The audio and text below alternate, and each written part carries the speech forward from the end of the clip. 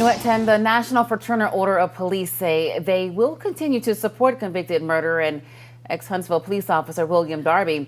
This comes only 3 days after Darby's defense team filed an appeal urging the high court to overturn his murder conviction.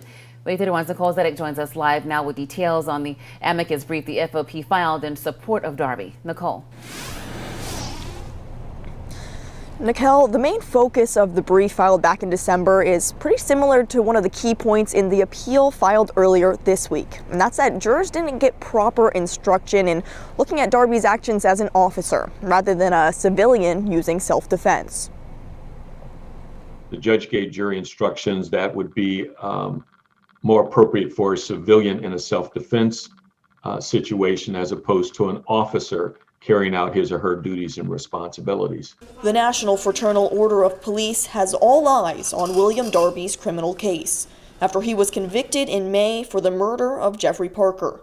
General Counsel Larry James says the case should be overturned so Darby can be retried, this time with different instructions for the jury. If it goes back down and the judge gives that instruction and the officer is then convicted, I think everyone's had their day in court.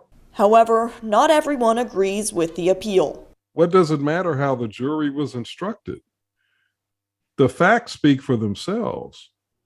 Mr. Darby made a rash decision that resulted in him taking the life of someone whose only crime, as far as I know, was to threaten to take his own life.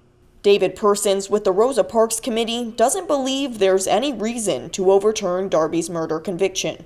This is something that ought to unnerve every citizen of this city.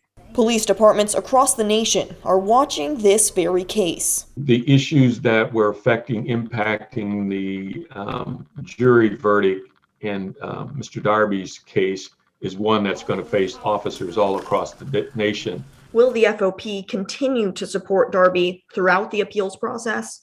Yes, on this issue, absolutely. And because I think it goes to every law enforcement official in the country.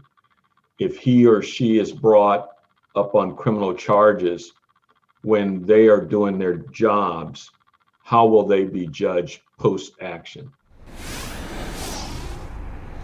The FOP is hoping their amicus brief will help in Darby's appeal, as well as set a precedent for future judges when they're giving out jury discussions, when they're giving out the jury questioning, to make sure that they give everything in the proper order and set the precedent.